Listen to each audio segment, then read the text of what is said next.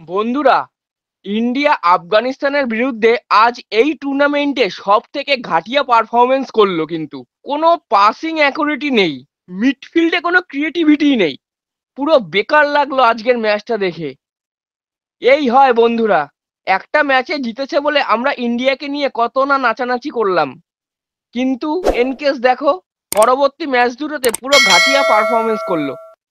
তবে ইরান ম্যাচে তাও যেটুকু লড়াই করেছে, আজকের ম্যাচে কিন্তু পুরো ফালতু খেলেছে। কোনো রকম অ্যাটাক নেই, পাসিং ভালো নেই।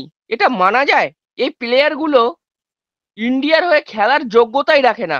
গত ইরান এবং তাজিকিস্তান ম্যাচে যাদের নিয়ে এত চর্চা করা হলো, তারা কিন্তু আজ পুরোপুরি ফ্লপ। তবে বন্ধুরা, আরেকজনের কথা বলতে হয়, তিনি হলেন আমাদের জাতীয় দলের গোলকিপার গুরপ্রীত সিং সান্ধু। তিনি কিন্তু আজও কিছু ভালো ভালো সেভ দিয়েছেন আমাদের ইন্ডিয়ার হয়ে, না হলে কিন্তু এই ম্যাচটা আমরা হারতেও পারতাম। মানে বন্ধুরা, এক্সপেকটেশনের ঊর্ধ্বে গিয়ে তারা ফ্লপ খেললো আজ। আমার মতন হয়তো সবাই ভেবেছিলে বন্ধুরা, যে অন্ততপক্ষে তাজিকিস্তানকে যখন হারিয়েছে তখন অ্যাটলিস্ট হয়তো 6 পয়েন্ট নিয়ে এই গ্রুপের রানার আপ হবে। কিন্তু এক্সপেকটেশন যে বেশি করেছিলাম আমরা, তাই এই ফল হলো। গ্রুপে 4 পয়েন্ট নিয়ে এখনো পর্যন্ত দ্বিতীয় স্থানে রয়েছে ইন্ডিয়া। বর্তমানে আমি যখন ভিডিওটা বানাচ্ছি, ইরান তাজিকিস্তানকে 1 গোল দিয়েছে।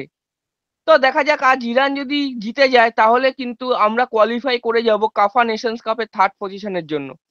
বন্ধুরা, আজকের ইন্ডিয়ার ম্যাচ দেখে যেটা মনে হলো, যতই আমাদের ইন্ডিয়ান কোচ হোক বা কোনো ভালো মানের বিদেশি কোচই আসুক না কেন, অরিজিন প্লেয়ার ছাড়া আমাদের আর কোনো গতি নেই। কারণ আমাদের ভারতবর্ষের ছেলেদের অত দম নেই বিদেশি কোনো ভালো টিমের সাথে 90 মিনিট খেলার। তোমরা আজকের ইন্ডিয়া আফগানিস্তানের ম্যাচে আফগানিস্তানের যতগুলো প্লেয়ার দেখলে, সবাই কিন্তু অরিজিন প্লেয়ার, কেউ কিন্তু আফগানিস্তানের লোকাল প্লেয়ার না। কি আর বলবো। তো বন্ধুরা, আমার আর কিছু বলার নেই এই ম্যাচটিকে নিয়ে। তো বন্ধুরা, আজকের ম্যাচটা নিয়ে তোমাদের কি বক্তব্য আছে সেটা কিন্তু অবশ্যই কমেন্ট করে জানাও। যদি ভিডিওটা ভালো লেগে থাকে তাহলে লাইক কমেন্ট শেয়ার করো এবং চ্যানেলটা অবশ্যই সাবস্ক্রাইব করো এবং আমার ফেসবুক আইডিটা ফলো করে রাখো সবার আগে আপডেটগুলি পাওয়ার জন্য।